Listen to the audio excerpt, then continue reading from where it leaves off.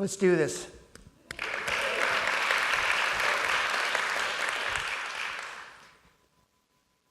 It was an April morning, 1997.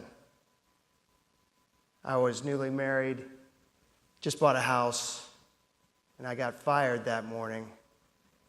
And I was inspired that morning because I knew that I was never going back to corporate America. My name's Chris Palermo. I own Global Communication Networks.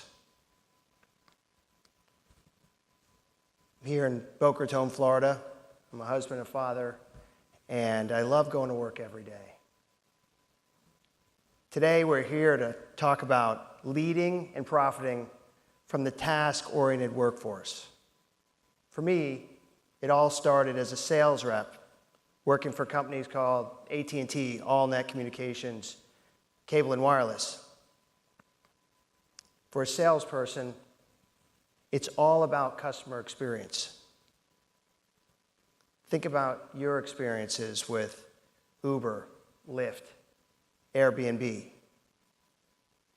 If you have a good experience, people talk. And ultimately, it's the people's voice that makes the difference. If you're better at a task than others, you win. We win all the time. Winning is great, especially if you're in sales. And in this rapidly evolving world we live in, where businesses are created every minute, it's important to understand this concept. It's not about building the better widget. There are thousands of companies out there that have a slightly inferior product than their competition that win all the time. It's because they understand the secret. All business starts and ends with the customer experience. I learned this early on as a salesperson. I worked harder. I was more customer-centric than my peers. And while this led to my career accelerating more rapidly, it also led to my frustration. You see, when you work for a large corporation and you leave, your customer that trusts you stays with the corporation. The corporation thinks it's their fundamental right. The customer thinks it's their right to move with you, the person that they trust. That just didn't sit right with me. I felt that from climbing the ranks in these companies, I should be able to keep the customers that I worked so hard to get. I called for a meeting with my friend, my mentor, and my director. And I told him I had this problem with customer relationship and customer ownership. He listened, and then he fired me. He said, "There's a place for you in this company. You're a great salesperson, but you really need to think about going into business for yourself." So I thought about it. See, my idea was to open a channel agency model where I can be that trusted person for all of our customers. I'd never have to leave them. I could sell them everything that they wanted. And we'll get to that in a minute. My director told me, "You should start a business." He said, "You have a large commission check coming. Think about it." Didn't take too long for me to think that I really wanted to jump into that entrepreneurial world and start that business. One thing that I want you to understand is it's all about a task done better. If you have a task and you do it better, that's what makes all the difference. Shipmonk is a company headquartered right here in Boca Raton and the winner of the FAU investment program. They saw a task that they could do better. Raise of hands for anybody in the audience that has ordered a subscription box. You know, FabFitFun, home delivery foods. I see a bunch of hands. There's companies All companies want to have a successful subscription box company. Most of these companies are horrible at this because it's the task of building the box, packing the box, packaging the box, shipping the box, and then taking care of all the returns. Enter Shipmonk.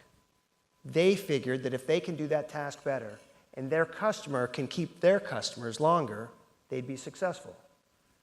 Today, they do thousands of orders every day, including all of those returns.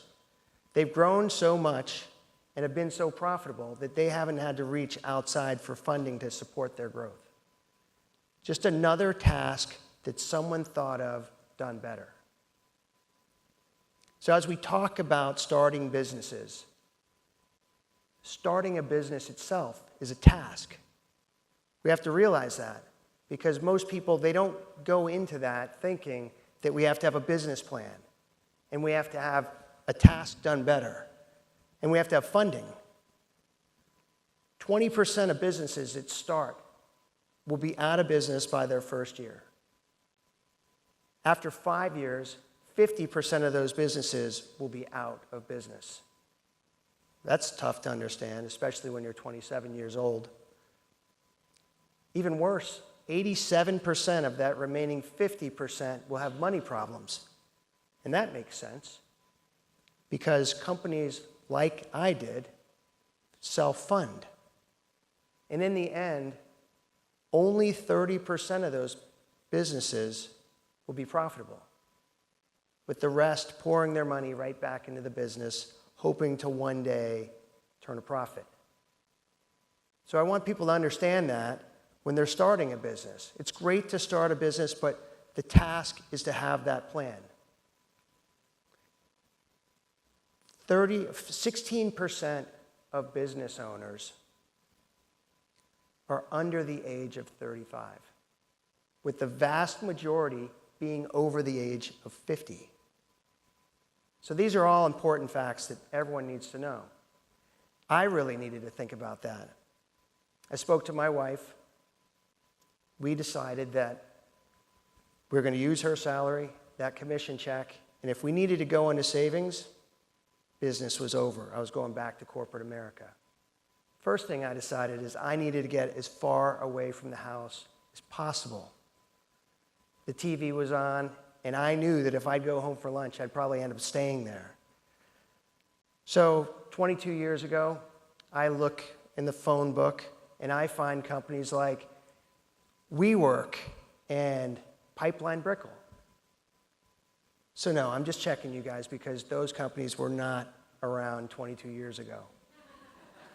But I had to go old school on this. I had to find the cheapest office that I can sit at with a desk. And I found an 8x10 office for $350 a month, and that was my place. My task for the day was to have the 50-point rule. Now, what's the 50-point rule, you ask? I'm going to tell you. It's talking to 50 people a day. It's kind of a tough task. The way that I broke it down was I'd speak to 15 people, and then I allowed myself to take a break. And then I'd speak to another 10 people before I'd have lunch. And lunch could be at 11 or it could be at 2 o'clock. But I had to speak to 25 people before that happened. After lunch, I'd speak to 15 more people, take that break, and another 10 people. Task completed. My day was over. The goal for the year was to sell $100,000 in monthly recurring revenue or $1.2 million in annual. I did this every day for a year. I came in almost double my goal, $185,000, almost $2 million for that year. And I knew I had a thriving business. I set my appointments, I made my calls, and I closed a lot of sales.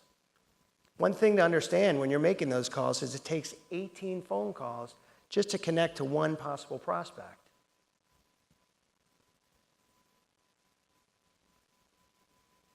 When I was working for these corporations, my job was to sell the best product that they had available. Now, No one company can offer the best solution for every customer. It was always maybe a little bit the right fit, and I can make it work, kind of put that square peg in the round hole, but it was never the right fit. I wanted to start a business that I could bring in the vendors from all over the United States and all over the world and make sure that I had the right fit for that customer that trusted us. Today, we have over 250 providers that we work with to ensure that our customer has the right fitting product. HubSpot says that customers are only the right fit about 50% of the time for what is sold to them. It leads to cancellations, leads to business churn, everything that a business owner does not want. So I don't know if there's people out there where you start in one business and you retire in that same business. My parents did that. A lot of my friends' parents did that. But those days are quickly ending because those jobs are now being taken up by tasks. It's called the gig economy. Show of hands if anyone knows what the gig economy is. It's kind of a slang term for a gig that people do or a job that they complete. The millennials do the gig economy pretty well. Now, 69% of millennials feel that reporting to an office every day from 9 to 5 is overrated. 89% of millennials feel they'd rather choose where and when to complete their tasks or their work. It's all about the gig economy.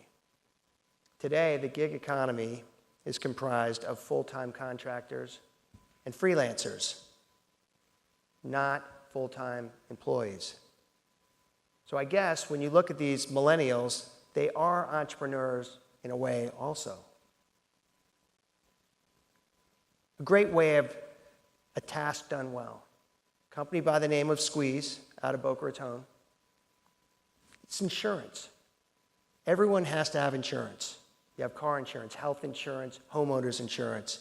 If you don't keep up with the task of making sure that your premiums don't go up every year, they're going up. Squeeze realized this. You just sign up for their site, and every 6 months they will give you brand new premiums to consider. If you like one of them, click. They take care of the rest.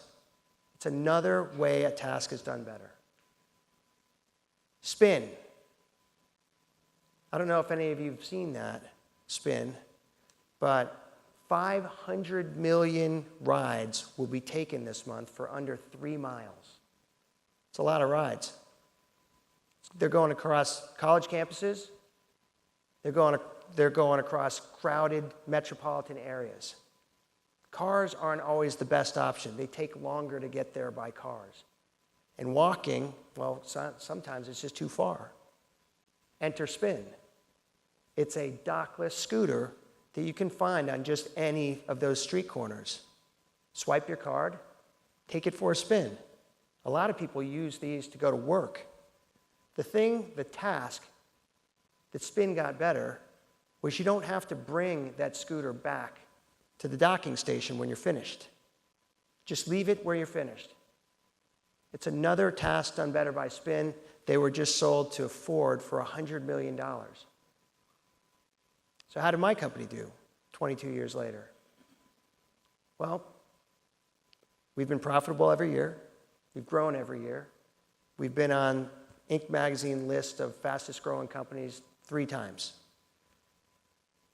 My team is now all task individuals, and they're the best at doing their task. If it's a salesperson, it's their task of customer relationship. If it's a project manager, it's the task of implementation. All our tasks are world-class. So as a business owner, I figured maybe I can help other businesses do their tasks better. So I've invested in some companies. I mentioned Squeeze earlier. Another one is Rapid Scale out of Irvine, California. Their task is fixing broken computers. A lot of companies They hire full-time individuals. It's very expensive to set up computers, load all of the licensing into computers, fix them.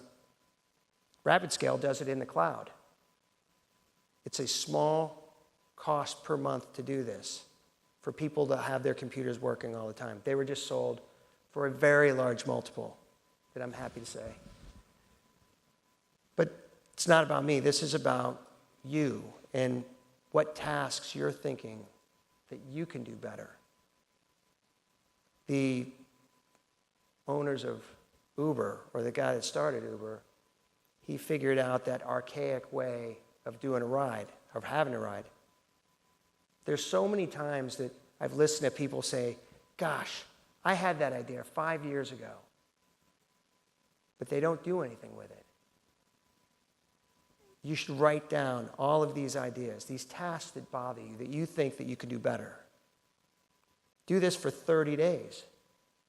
After 30 days, go back to that list. Look at those things that still bother you. Talk them over with your friends. If you have any questions, I'll be here afterwards to answer some of them. But it's been a pleasure to talk to you tonight. Thank you very much.